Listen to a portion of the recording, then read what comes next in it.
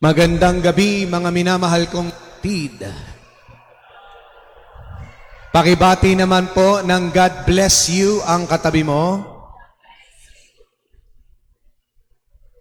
Pakibati po ang Panginoon ng masigabong palakpakan.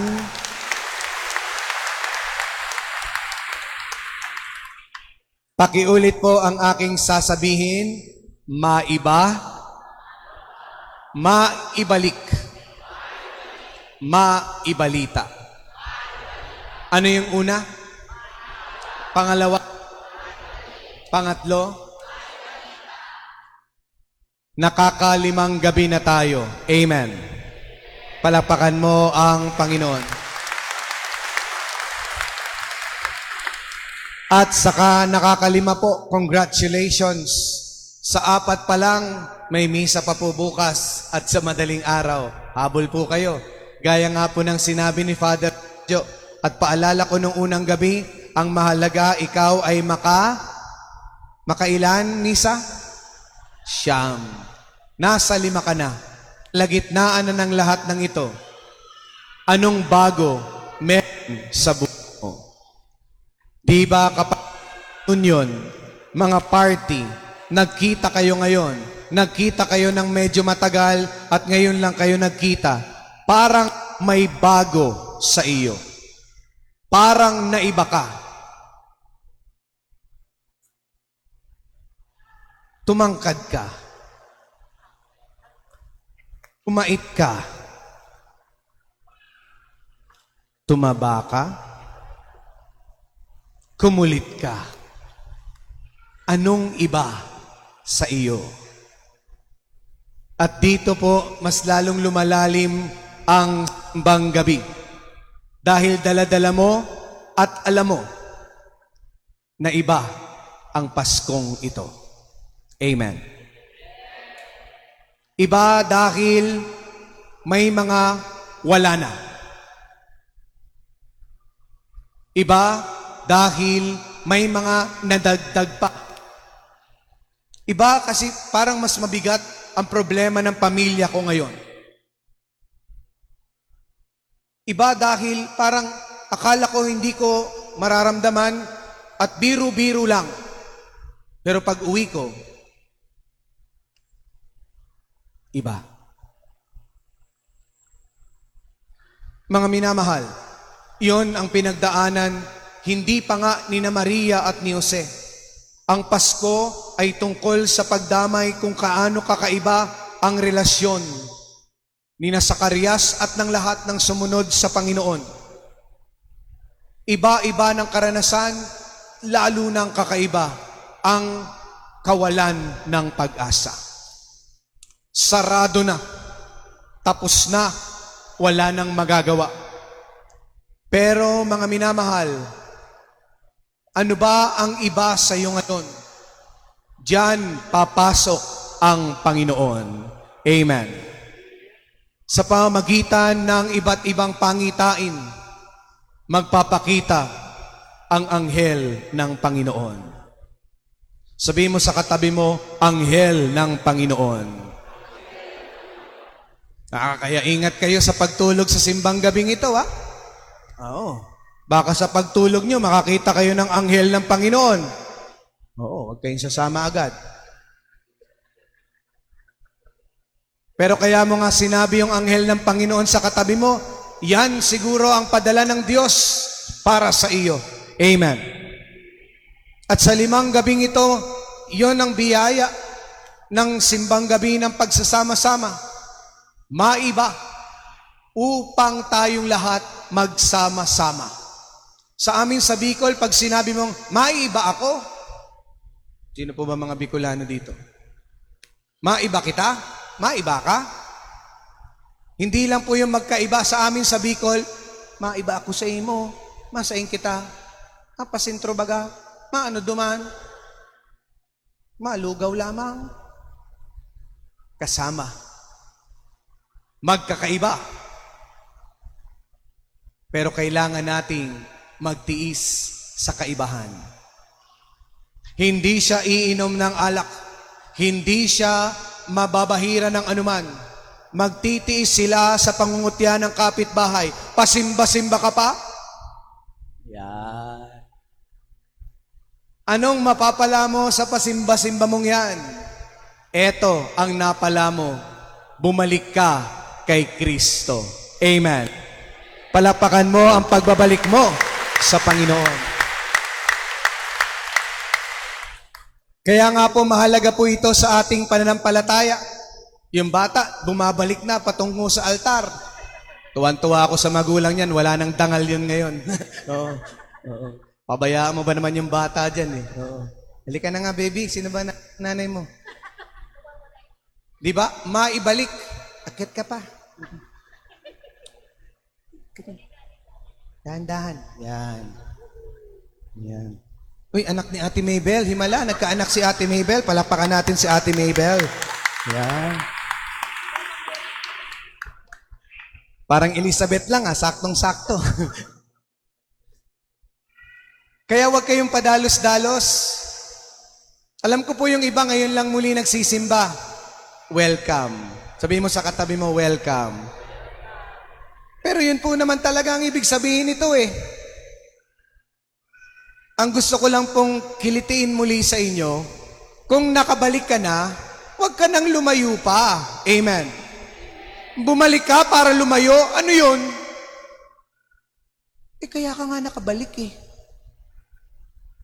Turn right, and then turn left, and then paikot-ikot ka. Diba? Sinasabi ni Waze yun, balik ka. Salamat sa Diyos at nakabalik ka. At kung nagsimba ka lang muli ngayon, biyaya yan. May ibig sabihin ng Diyos. Bumabalik siya. Ibalik mo. Salamat at naging instrumento siguro yung jowa mo ngayon. Amen. Salamat at naging instrumento yung crush na sinisipat-sipat mo ngayon. Na hindi naman tumitingin sa'yo kasi hindi ka naliligo eh. Salamat sa Diyos kung anumang rason meron ka ngayon, pero bumalik ka. Dahil sa pagbabalik,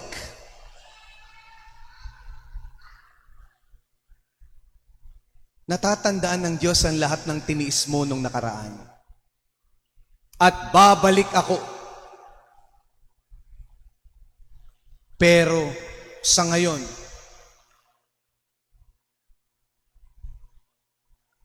tandaan mo, may balita at nagkabalita na tayo ng maayos. Ang simbang gabi ay pagpapaalala sa atin na may mga darating pang balita. Pero ang simbang gabi, katulad ng sa Ebanghelyo, pinaalala sa atin na ang produkto ng pagtitiis sa pananampalataya, na ang ating pagsisimba ngayon ay may pinagkukuhanan tayo, na may produkto itong ating ginagawa. Hindi lang para sa ating sarili, para magustuhan at matawa lang tayo sa ating sarili. Saglit lang yon. Pero alam natin na nagpapalakas ang ng iba. Ibalita mo ang mabuti at lakas natin kay Kristo. Amen. Sabihin mo sa katabi mo yan, ang lakas mo.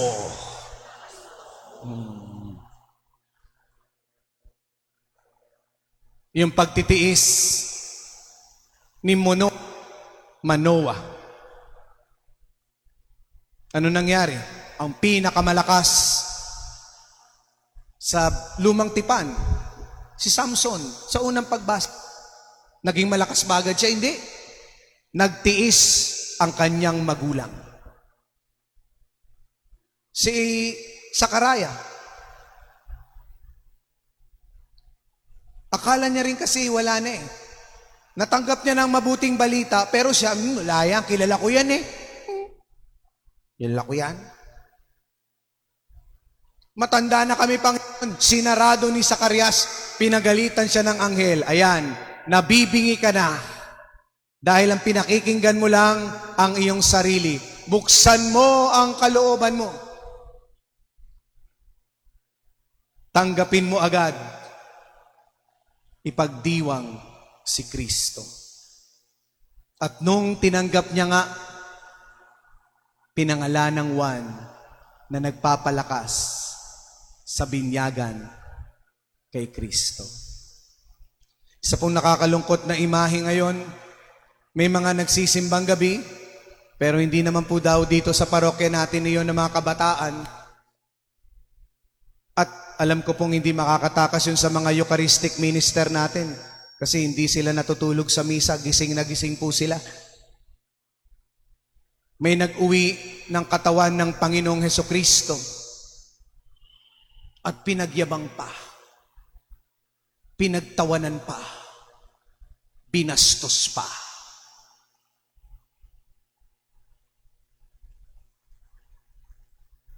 Masaya ka? Yung pinagtitiisan natin, pinagtatawanan ng iba.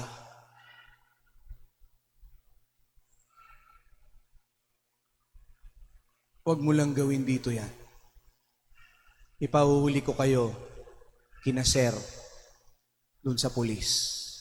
Sir, thank you pala sa pagbabantay. Palakpakan po natin ang ating kapulisan. Yeah. Pag hinuli ako, Father, ano namang sasabihin sa akin? Anong kaso ko? Kidnapping ang tawag doon.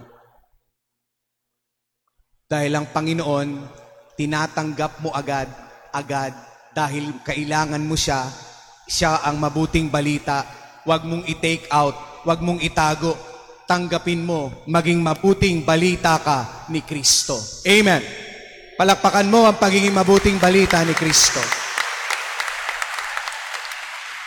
Kaya sabihin mo sa katabi mo, huwag kang makulit. Ibalita mo si Jesus. Palakpakan mo ang pagbabalita natin sa Kanya. Mga minamahal, nakakalimang gabi ka na. Anong iba sa'yo? Anong bago? Ano na? Pagtiisan, manampalataya. Bumalik ka lang. Katulad ni Sakaraya, nangyari ang lahat sa pag-aalay sa templo. Simbang gabi din yun. At ni Zacarias, may mga oras na hindi ka muna magsasalita. Pero pag natanggap mo na si Jesus, magnilay, pagbalik mo, ikaw na ang mabuting balita. Sabihin mo sa katabi mo, nakakalima na tayo. Maiba, maibalik, maibalita. Palakpakan mo ang ating Panginoon.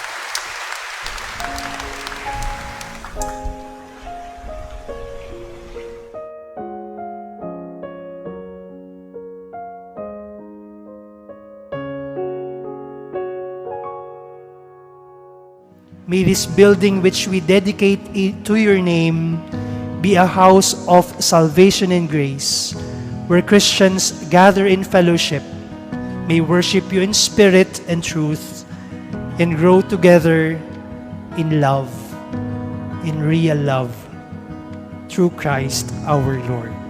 Amen. Maraming salamat po at magandang gabi sa inyo lahat. Mga kaparokya, mag-like and subscribe na po sa ating official YouTube channel www.youtube.com/HFPRojas at i-follow na ang ating Facebook page www.facebook.com/HFPRojas. Maraming salamat po mga kaparokya.